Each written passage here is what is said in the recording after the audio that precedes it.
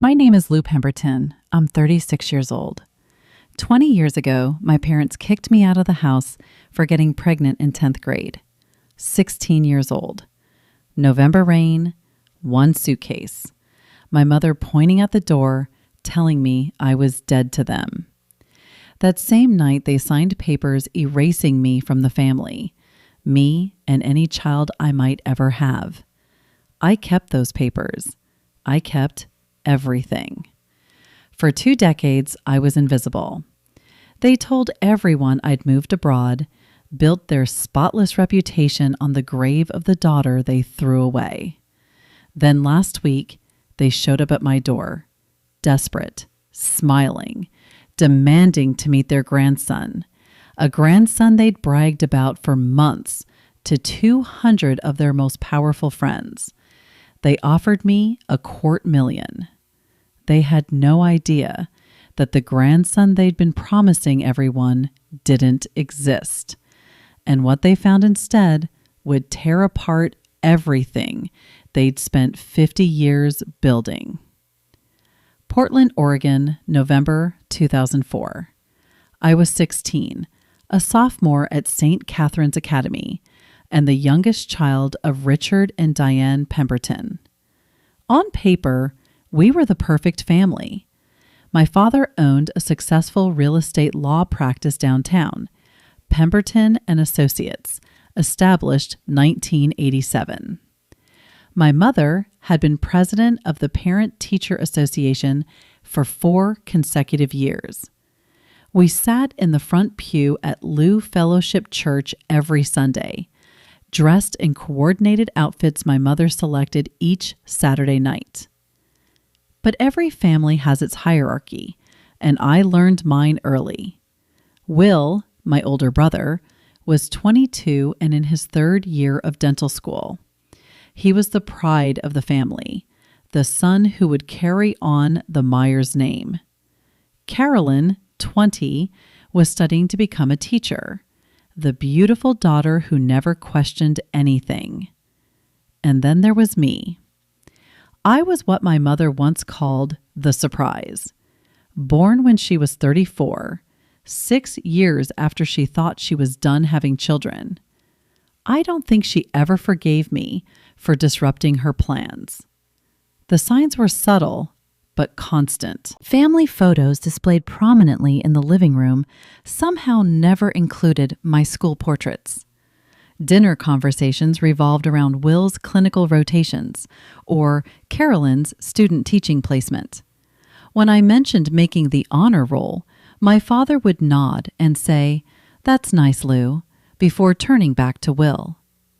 I learned to make myself small, to not ask for too much, to not need too much. My father had a saying he repeated at every family gathering. Reputation takes 20 years to build and 5 minutes to destroy. I didn't understand then how prophetic those words would become, or that I would be the 5 minutes he feared. I met Joseph Webb at the public library downtown.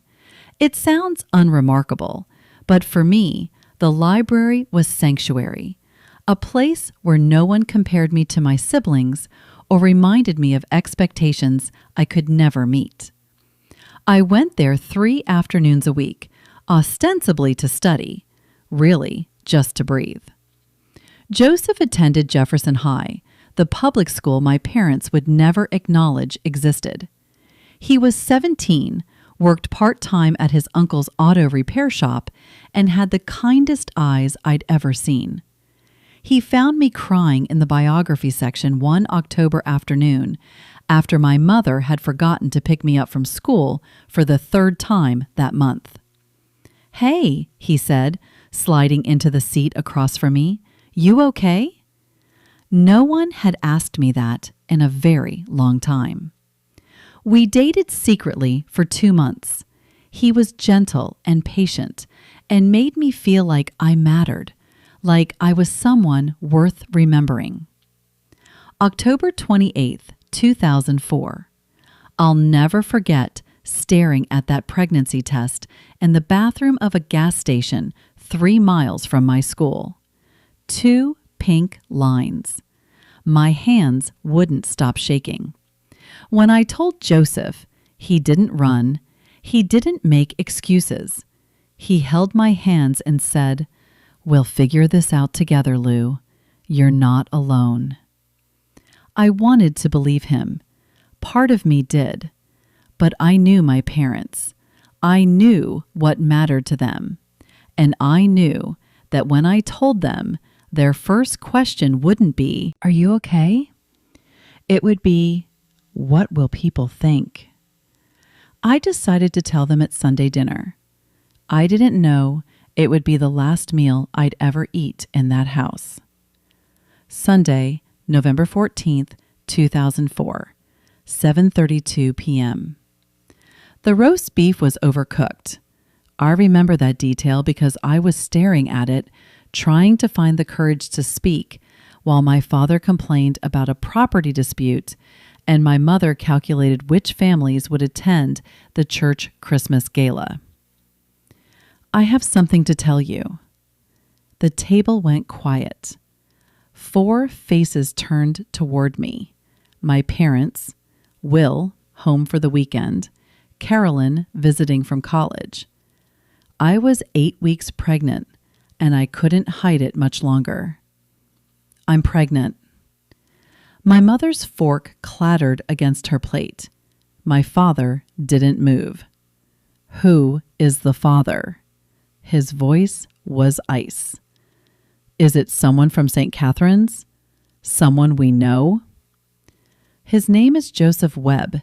He goes to Jefferson High. He works at the public school." My mother's face had gone pale. "You've been seeing a boy from the public school?" "He's a good person, Mom." "He does. He come from a good family." My father cut in. "What does his father do?" "He lives with his uncle. He works at an auto shop." The silence that followed lasted exactly 11 seconds. I counted. Then my father stood. "You will not keep it." "Richard," my mother started, "she will not destroy everything we've built." He looked at me like I was a stranger, like I was something that needed to be removed. "If you keep that baby, you are no longer part of this family." By 9:15 p.m., I was standing on the front porch with one suitcase, rain soaking through my sweater. My mother had opened the door and pointed outside.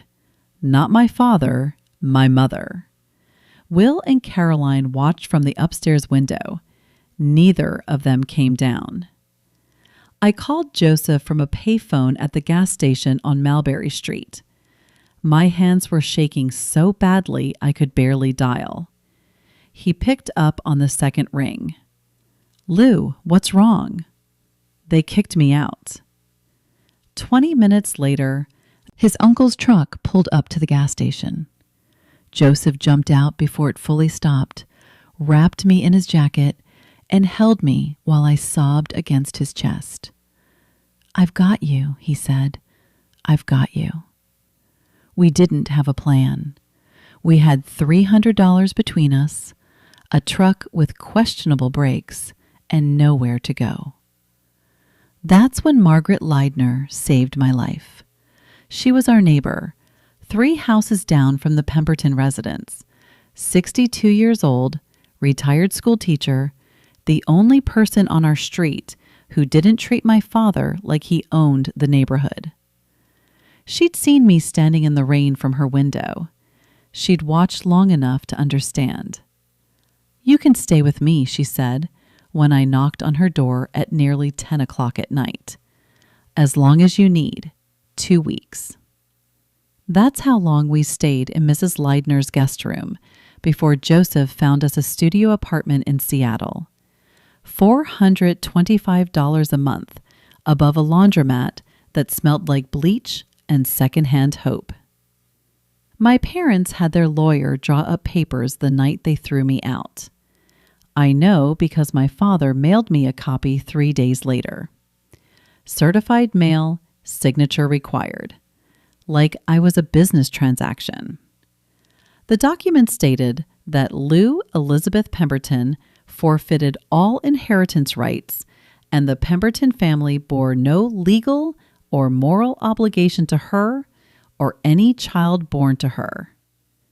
I kept that paper. I've kept it for 20 years.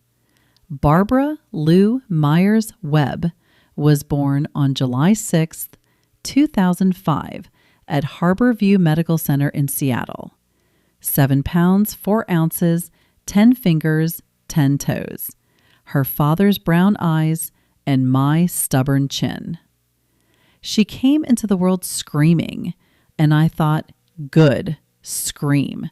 Make them hear you. Don't ever let anyone make you small. The first 5 years were a blur of survival. Joseph worked double shifts at a repair shop in Ballard while I finished my GED, then started community college classes 2 at a time, whatever I could manage around Barbara's schedule. We lived on ramen noodles and free bread from the day-old bin at the bakery down the street. I learned to sew patches onto patches to make $1 stretch until it begged for mercy. I sent my parents a birth announcement when Barbara was born. No response. I sent a photo on her first birthday. Silence. By her second birthday, I stopped trying. Joseph and I never got married. We kept saying we would someday when we had money for a real wedding. When life calmed down, someday kept getting pushed back. Then, on March 15th, 2010, a delivery truck ran a red light on Aurora Avenue. Joseph was driving home from a night shift. The police officer who came to my door said he died on impact. He was 26 years old. Barbara was 4. The life insurance policy Joseph had through work paid out $12,000. That was it. $12,000 for 26 years of a good man's life. I was 22 years old, a single mother with a 4-year-old daughter, $12,000, and absolutely no one to call. I could have given up then. I didn't. I'd started doing small interior design projects while Joseph was alive, decorating apartments for neighbors who couldn't afford professionals, staging homes for real estate agents willing to take a chance on a young mother with no credentials. I had an eye for it, people said, a gift for making small spaces feel like home. After Joseph died, I threw myself into that work like my life depended on it. Because it did. 2012, I met Alex Vance at a design workshop at Seattle Central College. She was 52, recently retired as creative director of a major design firm and looking for a project. For reasons I still don't fully understand, she chose me. You have talent, she said after reviewing my portfolio. Raw, unpolished, but real. Let me help you shape it. 2014. With Ella Lehner's mentorship and a $50,000 SBA loan that took me 3 attempts to secure, I founded Hearth Home Interiors. Our first office was a converted closet in a shared workspace. 2018. 8 employees. Revenue, $1.2 million. 2022. Seattle Met Magazine ran a feature story on me. From teen mom to design CEO, Lou Pemberton's story.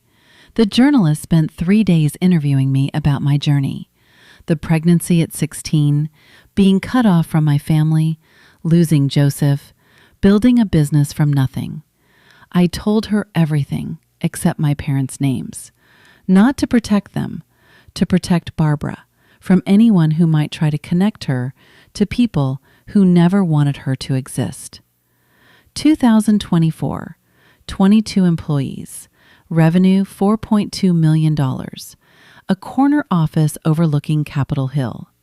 My daughter was 19, a sophomore at the University of Washington, majoring in psychology.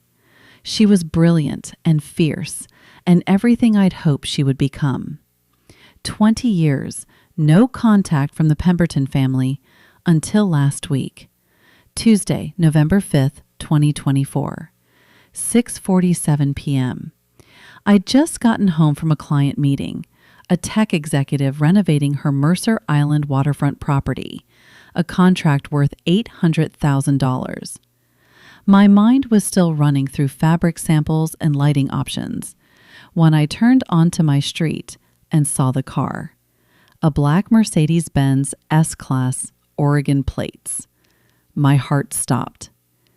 I parked in my driveway and sat there for a full minute, gripping the steering wheel, watching two figures standing at my front door. The man had gray hair now, stooped shoulders. The woman still held herself with that rigid posture. I remembered that constant vigilance against anything that might disturb her carefully constructed world. Richard and Diane Pemberton, my parents. I hadn't seen them in 20 years. I considered driving away, going to a hotel, calling Barbara, pretending this wasn't happening. But I was 36 years old. I owned a company. I had built a life without them. I would not run. I got out of my car and walked toward them. My father spoke first. "Lou, you look." He paused, scanning me. My designer coat, my leather bag, my house. "Well, what are you doing here?" My mother stepped forward. Her face had more lines now, her hair a careful shade of ash blonde that didn't quite match her age. "We know about your son, Lou." "We know you have a son." I stared at her.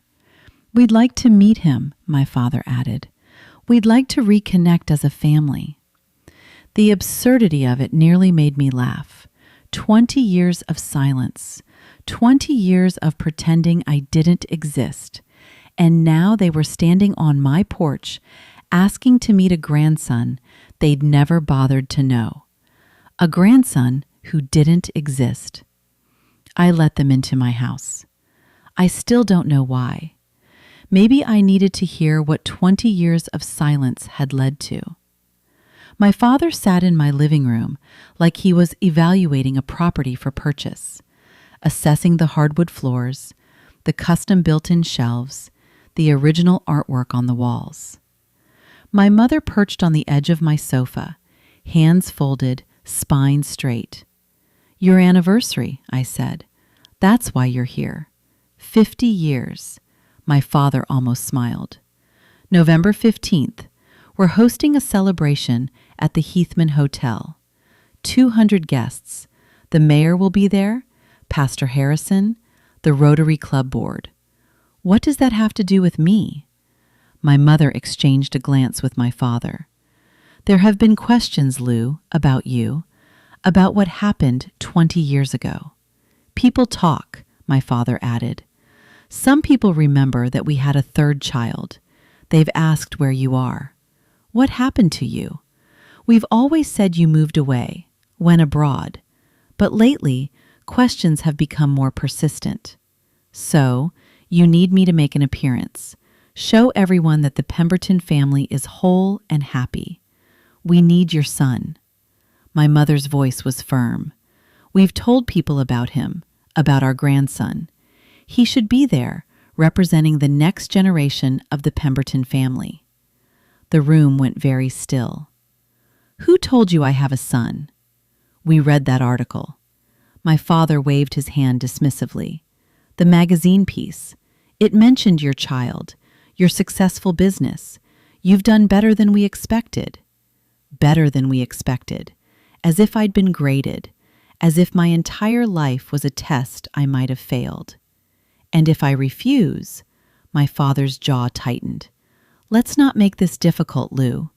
My father reached into his leather briefcase and withdrew a blank check. The sight of it made my stomach turn. "We're prepared to compensate you," he said, placing it on my coffee table. $250,000. You bring your son to the party, stay for 3 hours, take some family photos, then you can return to your life.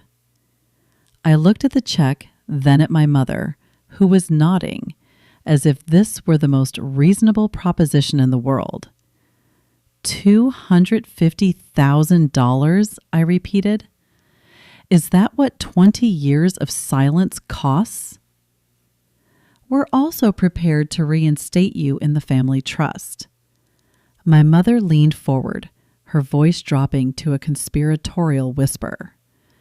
The combined estate is valued at $3.8 million.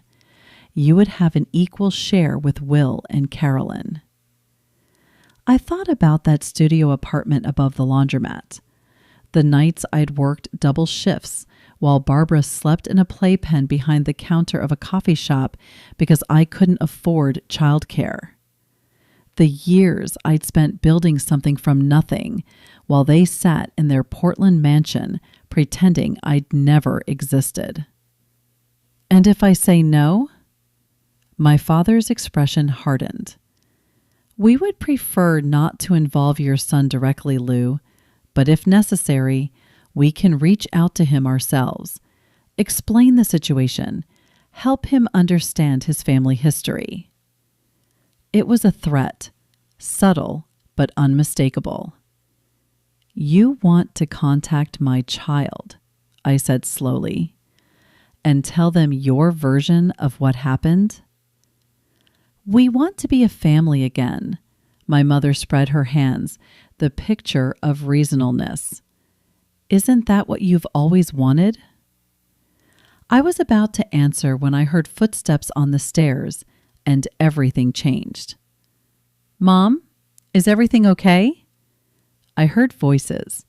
Barbara stopped at the bottom of the stairs, her psychology textbook still in her hand. She was wearing sweatpants and a University of Washington hoodie, her dark hair pulled into a messy ponytail. She looked exactly like what she was, a 19-year-old college student who'd been studying in her room. My mother rose to her feet, her face cycling through confusion, calculation, and something close to horror. Who is this? This is Barbara. I stood positioning myself slightly between my daughter and my parents. My daughter? Your granddaughter? Daughter? My father's voice cracked. But we were told the article said child. You assumed the rest. Barbara's gaze moved from me to the strangers in our living room. Understanding dawned in her eyes. These are them. The grandparents who threw you out when you were pregnant with me? My mother flinched. That's not... It was more complicated then. Which part was complicated? Barbara crossed her arms. The part where you kicked a 16-year-old out in the rain? Or the part where you spent 20 years pretending she didn't exist? Young lady, my father started. I'm not your young lady. I'm the grandchild you never wanted to meet, the one you tried to make disappear. Barbara's voice was steady, but I could see her hands trembling. I know everything. Mom never hid it from me. I know about the letter. I know about the inheritance papers. I know you told your friends she went abroad. My parents sat in stunned silence. Barbara looked at me.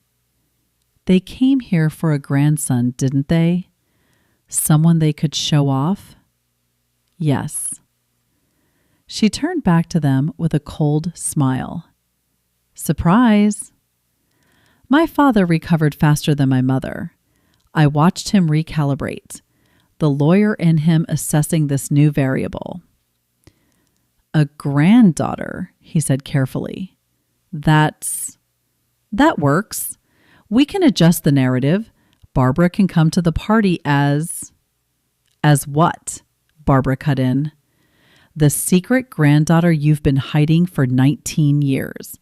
The daughter of the teen mom you threw away. We could say you were studying abroad. My mother's voice was pleading now. Recently returned. A surprise reunion. I was born in Seattle. I've never left the country. I'm a sophomore at UW. Barbara laughed, but there was no humor in it. Do you even hear yourselves? You want me to lie to 200 people about my entire existence? The party is November 15th. My father checked his watch, as if time was the only variable that mattered. 10 days from now, we need an answer by the 10th. I stood. I think you should leave. Lou, I'll consider what you've said, but not tonight, not with Barbara here. My mother rose, gathering her handbag. At the door, she turned back. This is an opportunity to heal, Lou, to put the past behind us. Don't let old wounds cost you your future. I watched them walk to their Mercedes, watched my father helped my mother into the passenger seat the same way he had 1,000 times before, as if this were any ordinary evening. When the car disappeared around the corner, Barbara spoke. You're not actually considering this, are you? I looked at my daughter, this fierce, brilliant young woman I'd raised alone, the person Richard and Diane Pemberton had tried to erase from existence before she was even born. No, I said, but I'm not done with them yet. Before we continue, let me ask you something. Have you ever stood where I stood that night, facing people who abandoned you only to return when they needed something? I'd love to know what you would have done in my position. Drop a comment below, and if you want to see how this all unfolds, hit that subscribe button, because what happened next, even I didn't see it coming. That night, after Barbara went to bed, I pulled a fireproof lockbox from the back of my closet. I hadn't opened it in years. Inside were the documents of my eraser. The notarized letter of disinheritance dated November 14th, 2004, signed by Richard Allen Pemberton and Diane Elizabeth Pemberton, witnessed by a notary named Harold Brennan. I remembered the day my father mailed it to me, certified mail, requiring my signature, as if he wanted to make sure I knew exactly how thorough he'd been. The document was 3 pages, legal language designed to be airtight, ensuring that Lou Elizabeth Pemberton hereby forfeits all claims to the Pemberton family estate, and that the family bears no legal or moral obligation to the aforementioned party or any dependents thereof. Any dependents thereof, Barbara, reduced to 3 words in a legal document, erased before she took her first breath. I photographed each page with my phone, uploaded them to my cloud storage, made backup copies. Mom. I looked up. Barbara was standing in my doorway, arms wrapped around herself. I couldn't sleep either. She sat beside me on the bed, looking at the documents spread across my comforter. Is that the letter? Yes. She picked up the first page, reading slowly. When she finished, her eyes were bright with tears she refused to let fall. They really did it, she whispered. They really just cut you out like you were nothing. They did. What are you going to do with these? I looked at my daughter at the evidence of 20 years of calculated cruelty laid out before us. I don't know yet, I admitted, but whatever I do, they won't be able to pretend anymore. Barbara nodded slowly. I might have an idea. The next morning, I made a call I hadn't made in over a year. Margaret Leidner answered on the 3rd ring. Lou, is that you, sweetheart? Mrs. Leidner? I smiled despite everything. I hope I'm not calling too early. At my age, early is relative. What's wrong? You sound like you've got weight on your shoulders. I told her about my parents' visit, about the grandson they'd invented, the anniversary party, the $250,000. When I finished, the line was quiet for a long moment. Those people, she finally said. 20 years, and they haven't changed one bit. Mrs. Leidner, I need to ask you something. That night, November 14th, 2004, say, I remember it like it was yesterday. Her voice hardened. I watched from my window, saw you standing in the rain, that little suitcase at your feet. Watched your parents' car drive away. I should have come out sooner. I've regretted that every day since. Do you still have your security camera footage from back then? A pause. You know, I never delete anything. Old teacher's habit. Document everything. Let me check my files. 20 minutes later, my phone buzzed with an email. A grainy but unmistakable image. A 16-year-old girl standing on a porch in the rain. 9:17 p.m., November 14th, 2004. The timestamp was visible in the corner. The address, my parents' house, was partially visible in the frame. That's you, Mrs. Leidner said when I called her back. That's the night they threw you away. Would you be willing to verify this officially if needed? Honey, I've been waiting 20 years for someone to ask. Her voice was fierce. Whatever you need, I'm there. I thanked her and hung up. 2 pieces of evidence, 2 witnesses. Now I needed a plan. I spent that evening rereading my own story. The Seattle Met article was still available online, shared over 12,000 times since it was published in March 2022. The journalist Rebecca Hang had titled it, From Teen Mom to Design CEO Lou Pemberton's Story. 2,500 words about loss, resilience, and building something from the ruins of everything you thought you knew. I'd been careful in that interview. I'd told the truth, but not the whole truth. I mentioned being estranged from my family without naming names or cities. I talked about becoming a mother at 17 without identifying the parents who'd cast me out. Not to protect them, to protect Barbara from strangers making connections, asking questions, dredging up pain that didn't belong to them. Now, I scrolled through the comments, thousands of them. This woman is incredible. Imagine being thrown away by your own family and still becoming this successful. I went through something similar. This story gives me hope. Someone should make a movie about her life. Seriously. One comment caught my eye, posted just 2 weeks ago. Does anyone know if she's related to the Pemberton family in Portland? The law firm people? Someone in my church mentioned it, and now I'm curious. So, that's how my parents found out. My phone rang. Alex Vance. Lou, I heard through the grapevine that your parents materialized after 2 decades of radio silence. I laughed despite myself. News travels fast. This is Seattle. Everything travels fast. Her voice softened. What do you need? I don't know yet. Advice maybe. Perspective. What I know, Eleanor said, is that you've spent 20 years proving who you are without them. Don't let 3 hours at their party undo that.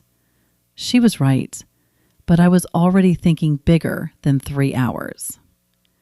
Thursday, November 7th, 2024, 3:42 p.m. My phone showed an Oregon area code I didn't recognize. I almost let it go to voicemail. Lou, it's Will. I hadn't heard my brother's voice in 20 years. It was deeper now, weathered, the voice of a man in his 40s instead of the 22-year-old who'd watched from an upstairs window while I stood in the rain. Will, I know. I know I have no right to call. I know you have no reason to talk to me. He exhaled shakily. But I need you to know some things before whatever happens next. Then talk. The grandson's story. The whole thing about you having a son that came from mom.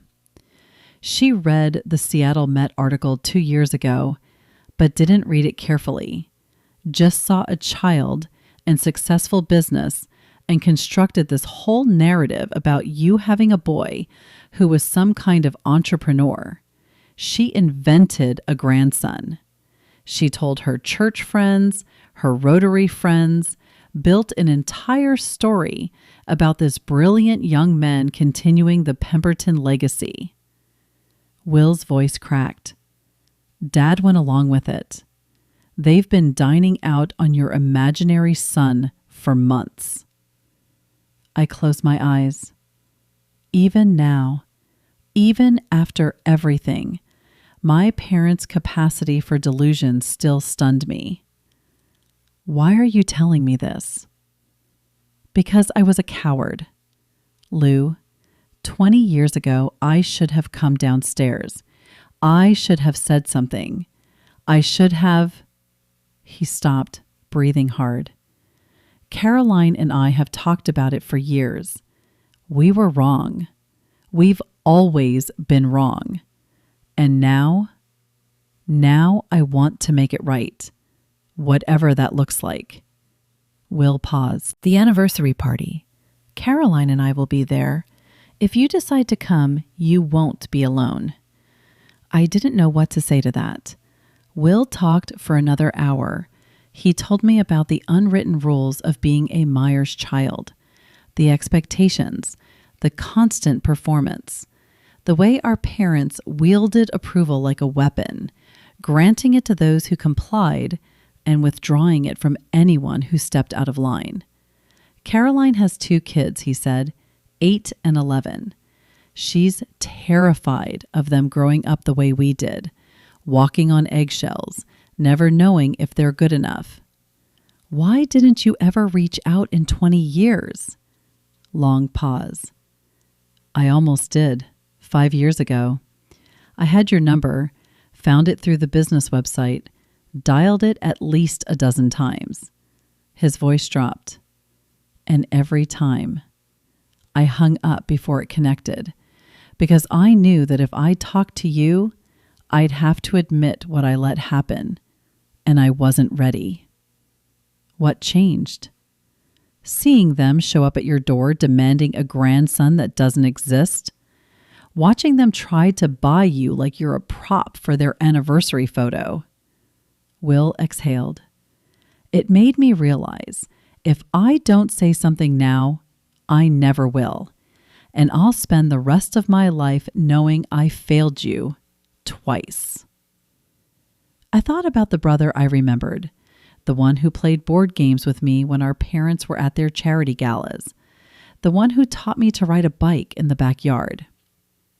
There's something you should know, Will added. The anniversary party. There's going to be a family moment that gets live-reamed on the church Facebook page. Pastor Harrison's idea.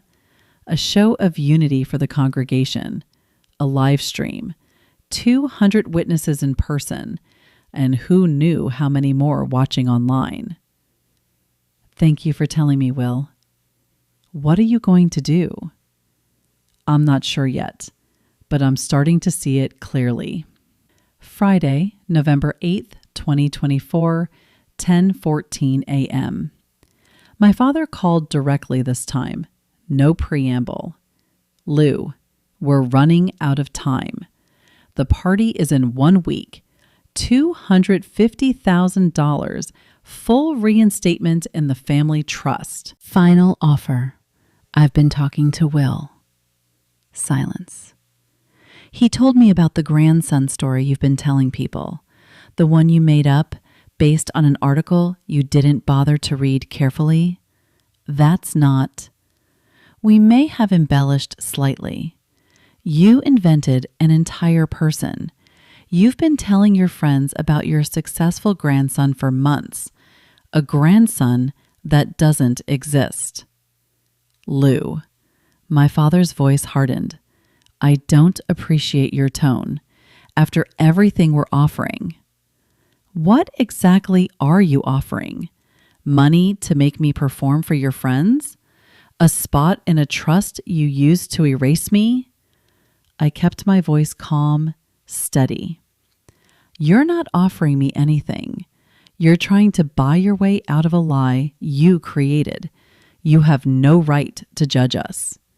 Now he was angry. You're the one who destroyed this family. You're the one who brought shame. I was 16 years old. I was pregnant and scared, and I needed my parents. My grip tightened on the phone.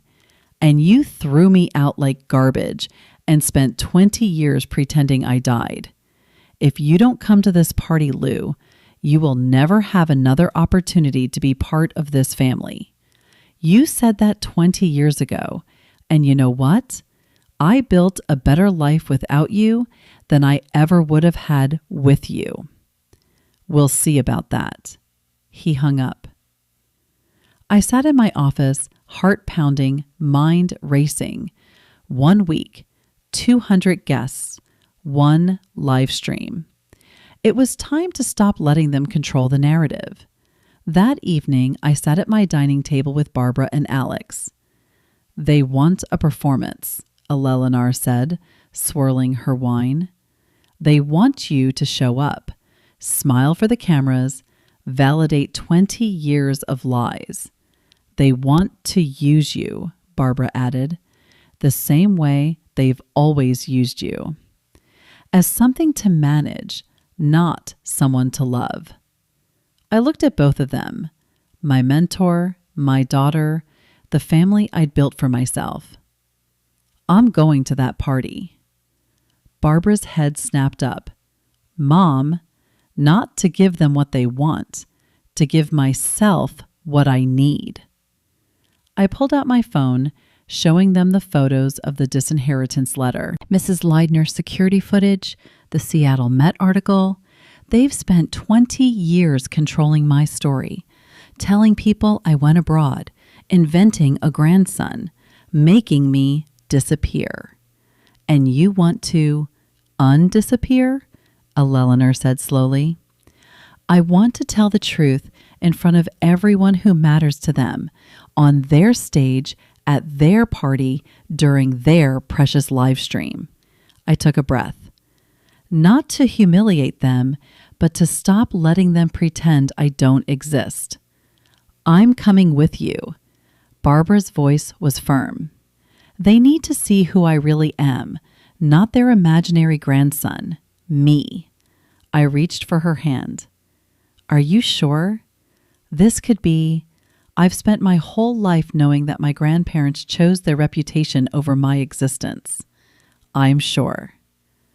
I called Will that night. Your offer to stand with me, does it still hold? Caroline and I talked. We're ready. Then I need you to do something. Don't warn Mom and Dad. Don't tell them I'm coming. Can you do that? Yes. Good.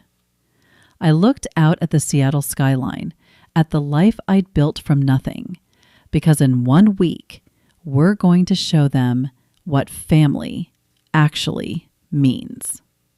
Saturday, November 15th, 2024, 6:47 p.m. The Crystal Ballroom at the Heathman Hotel was everything my parents would have chosen. Chandeliers dripping crystal, white tablecloth starched to precision, flower arrangements that probably cost more than my first month's rent in Seattle, 200 guests in formal attire, clutching champagne flutes, making small talk about golf handicaps and investment portfolios. I stood in the entrance with Barbara beside me.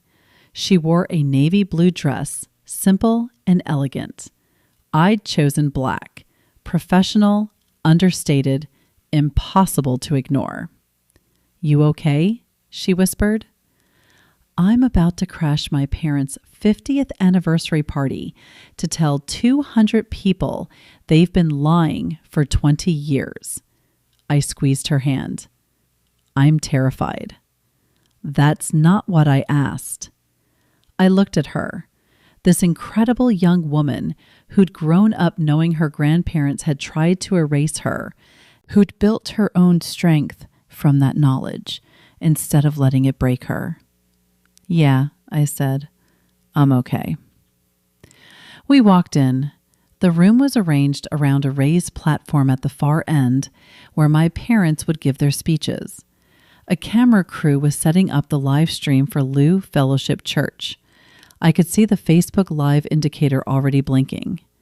And there they were, Richard and Diane Pemberton, standing on that stage surrounded by well-wishers, my mother in champagne-colored silk, my father in a tailored navy suit, both of them glowing with the confidence of people who believed they'd won.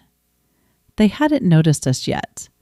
The room was too crowded, the attention too focused on them, but heads were starting to turn.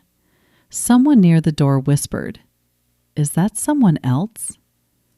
"The daughter from the article." The whispers spread like ripples in water, and then my mother looked up. My father had just begun his speech. 50 years of marriage has taught me that family is everything. Diane and I have built our lives around that principle. Our children, our community, our faith. His voice carried across the ballroom, amplified by the microphone, captured by the live stream camera. 200 faces watched adoringly on the small monitor near the stage. I could see the Facebook Live comment section scrolling. "Beautiful couple. God bless the Pemberton family. What an inspiration." My mother saw me first. Her champagne smile froze. I watched her hand tighten on my father's arm. He followed her gaze, stopped mid-sentence. The room began to notice. Heads turning, whispers building. Someone near the back said, loud enough to carry, "That's her from the magazine. The design CEO." Someone else, "That's Richard's daughter. I thought she was in Europe." My father recovered first. "As I was saying, family has always." I started walking toward the stage. The crowd parted. Not dramatically. This wasn't a movie, but people stepped aside, sensing something was about to happen. Barbara walked beside me, her chin high, her steps steady. Will appeared at the edge of the crowd, Carolyn beside him. They didn't try to stop me. They just watched. "Lou?" My father's voice came through the speakers, strained now. "What a surprise!" We weren't expecting. I climbed the 3 steps to the platform. The live stream camera tracked my movement. I could feel 200 pairs of eyes on me, plus however many were watching online. "Hello, Dad." I took the microphone from his hand before he could react. "Hello, everyone. My name is Lou Pemberton. For those of you who don't know me, and many of you don't, I'm Richard and Diane's youngest daughter." I paused. "The one they told you went to Europe 20 years ago?" The silence in that ballroom was absolute. "I didn't go to Europe," I continued. "On November 14th, 2004, 20 years ago tomorrow, my parents discovered I was pregnant at 16. That same night, they threw me out of their house. They had their lawyer draft papers downing me. They told me I was dead to them. Someone gasped.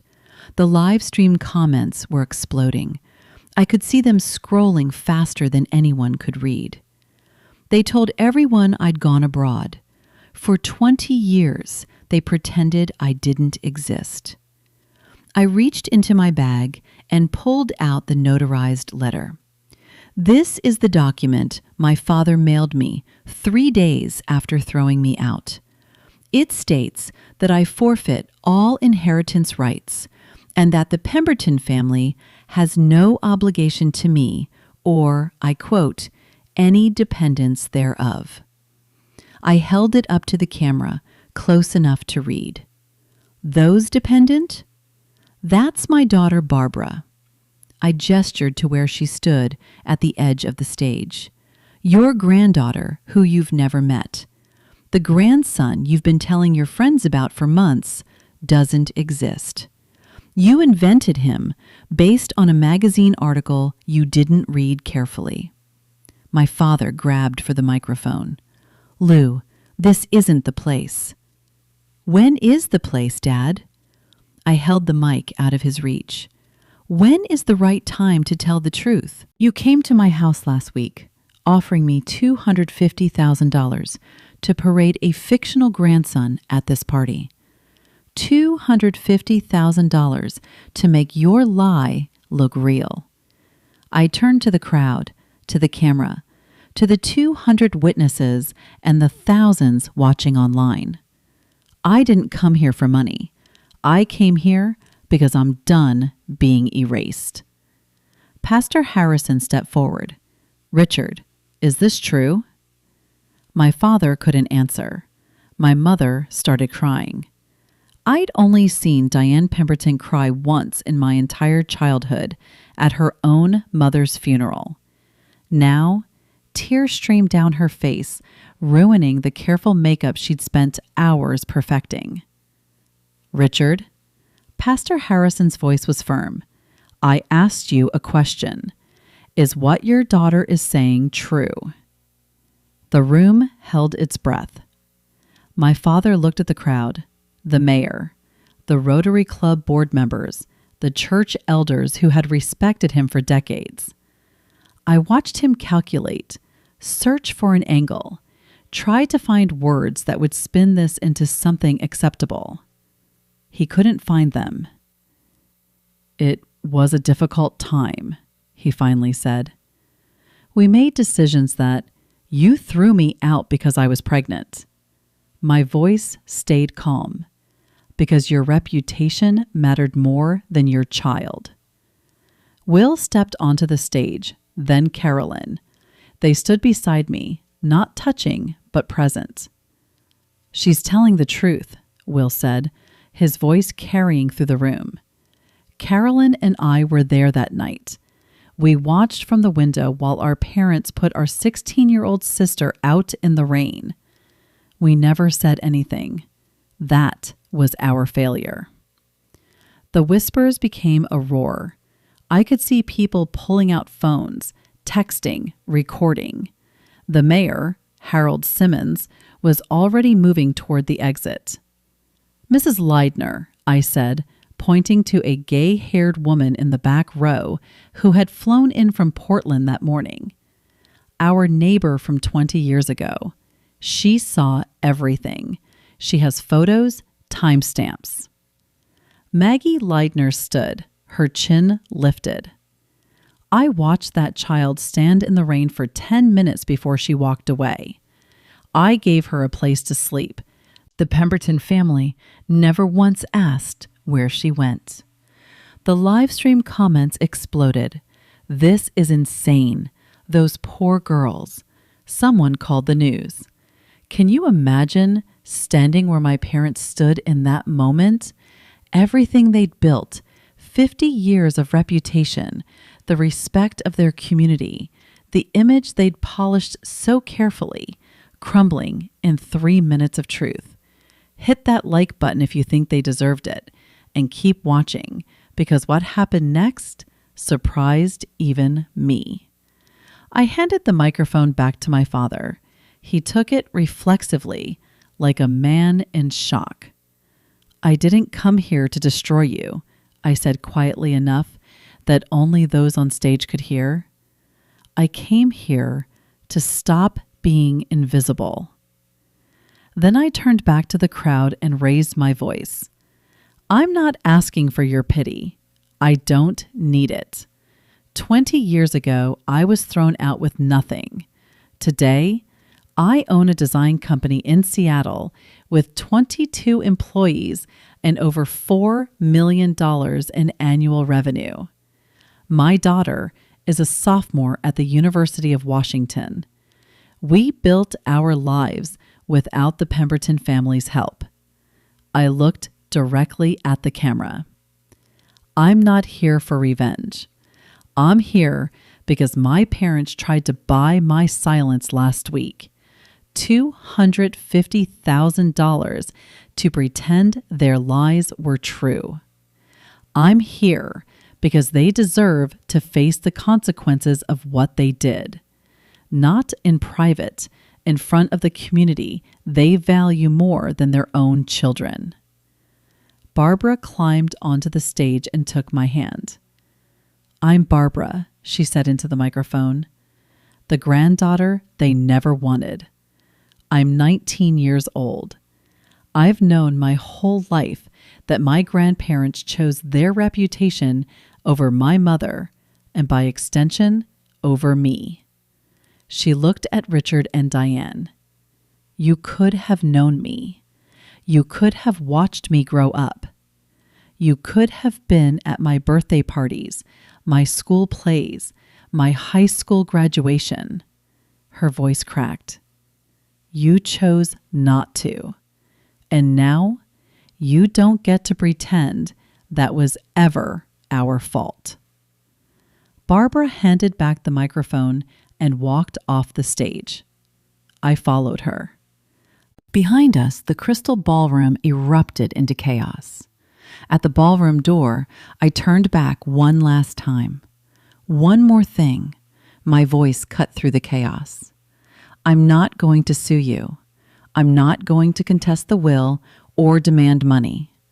The disinheritance papers you signed 20 years ago, I'm keeping them as a reminder of who you really are, not as a weapon." Richard looked up, something like confusion crossing his face.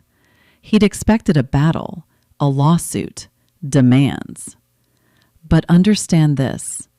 If you ever spread lies about me or my daughter again, if you ever try to contact Barbara without her consent or spin some new story about us for your friends, I will make every document I have public.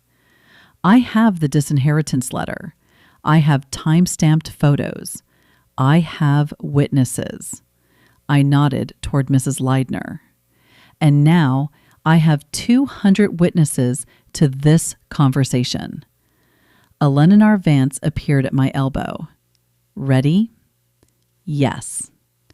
As we walked through the doors, I heard Pastor Harrison's voice.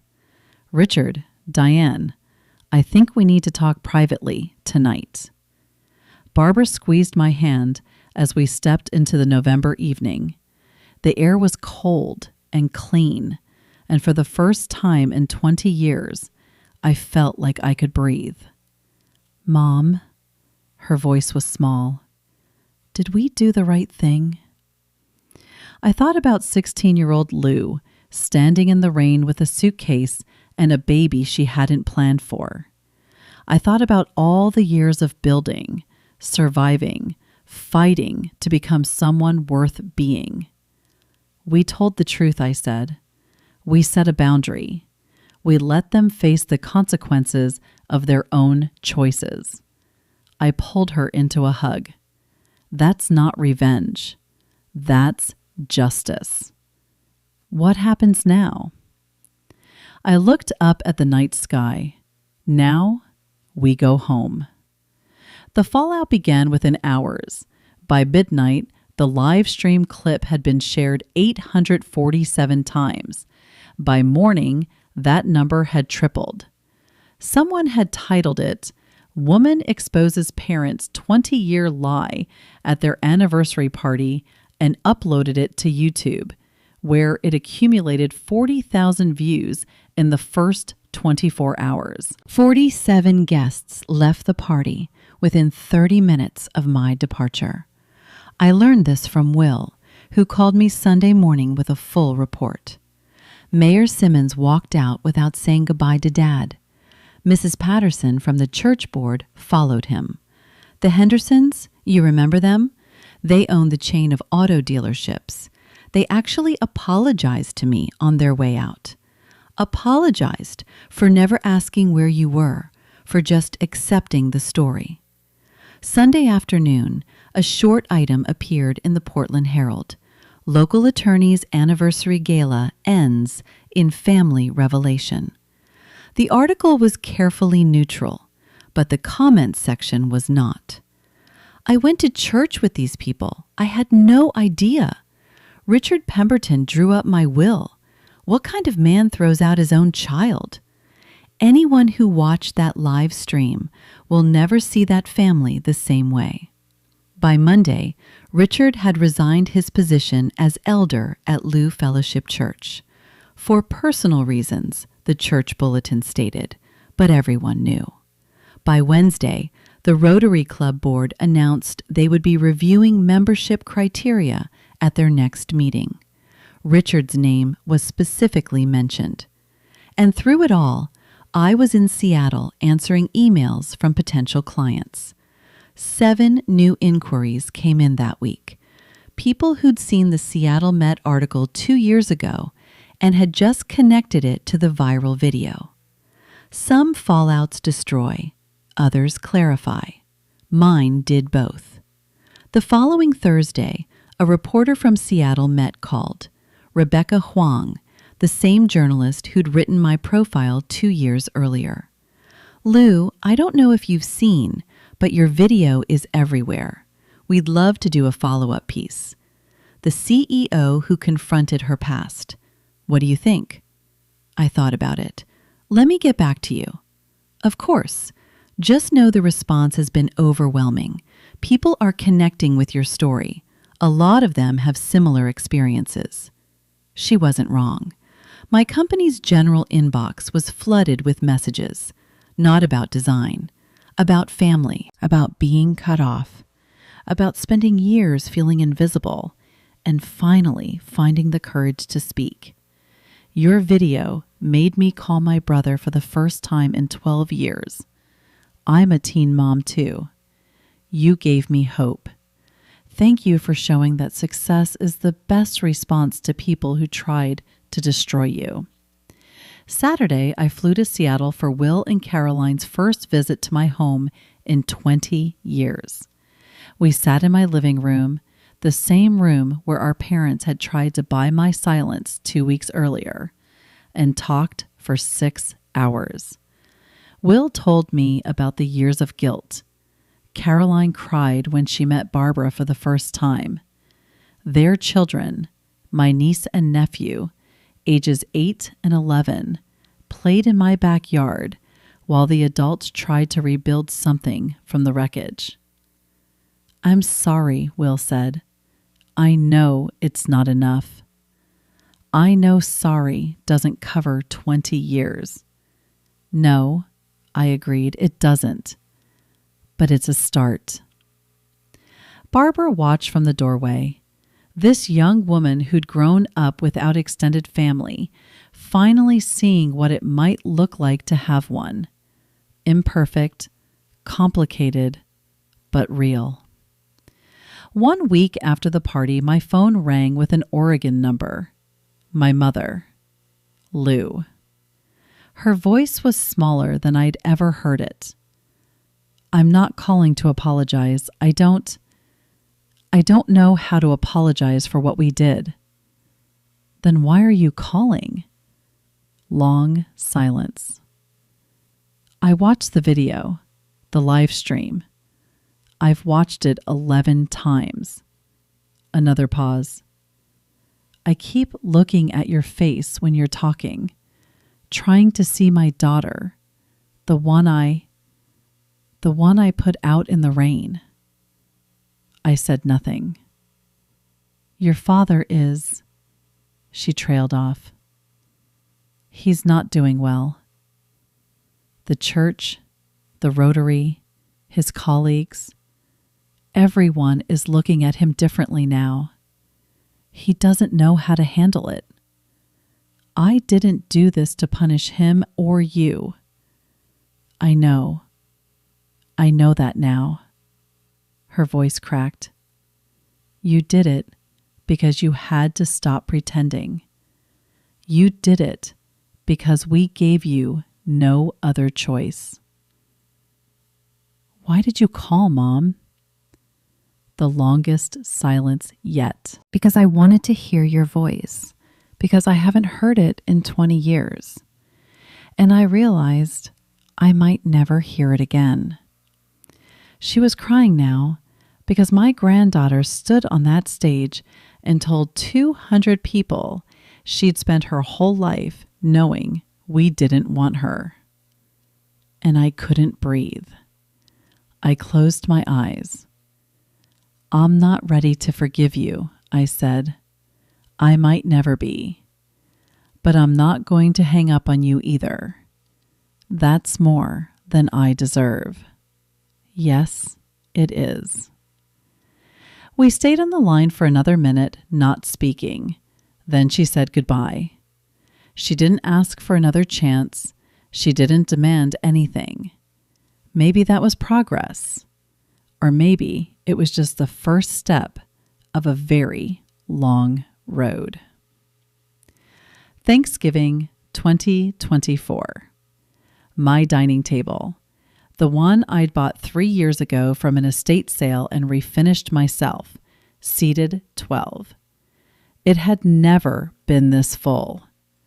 Barbara sat at my right hand, Eleanor Vance at my left. Mrs. Leidner, who'd flown up from Portland again, was teaching my nephew how to fold napkins into swans. Will carved the turkey while his wife set outside dishes. Caroline's daughters were arguing about who got to light the candles. My parents weren't there. We hadn't reached that point. Maybe we never would. But looking around that table, I realized something. I'd spent 20 years mourning a family that had never really wanted me. Now, I was surrounded by people who'd chosen to be here, who wanted to know me. Not a version of me, not a prop for their image, but me. Barbara stood to make a toast. I wrote something for Mom. She pulled out a folded paper. When I was little, I used to ask why I didn't have grandparents like the other kids. Mom always told me the truth, that they'd made a choice. And that choice wasn't about me. It took me years to really understand that. She looked at me. But I understand now. And I know that everything I have, everything I am, is because you never let their choice define us. She raised her glass. To the family we build, not the one we're born into. Everyone drank. Later, after the dishes were cleared and the guests were scattered through my house drinking coffee, I stood at the kitchen window. Barbara appeared beside me. You okay? I looked at my daughter at this life I'd assembled from the ruins of everything I thought I'd lost. Yeah, I said, I really am. If you're still listening, let me leave you with this. 20 years ago, I was a scared 16-year-old standing in the rain, watching my parents' taillights disappear down the street. I thought my life was over. I thought I had nothing left. I was wrong. I had Joseph for as long as I could have him.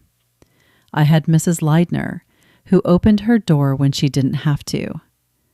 I had Alex, who saw potential in a young mother with nothing but determination. I had Barbara, who grew up knowing the truth and chose to be fierce instead of bitter. And eventually, I had myself, the version of me who stopped asking for permission to exist. If you're in a situation where your family makes you feel like you need to shrink yourself to be acceptable, like your worth depends on their approval, I understand. I've been there. But here's what I know now. You don't need their validation to know your value. Setting boundaries isn't revenge. It's survival. And sometimes the family you build is stronger than the one you were born into. My parents still haven't apologized. Not really. Richard has barely spoken since the party. Diane calls occasionally, and I answer when I can. Will and Carolyn are trying. We're all trying. But I'm not waiting for them to change. I'm living my life, the one I built, the one I earned, the one that belongs entirely to me. That's not a happy ending. It's a real one. And real endings, they don't need applause. They just need truth. Thank you for listening to my story. If it meant something to you, if it made you feel less alone, please share it, like, subscribe, and check the description for more stories like this one, because everyone deserves to be seen.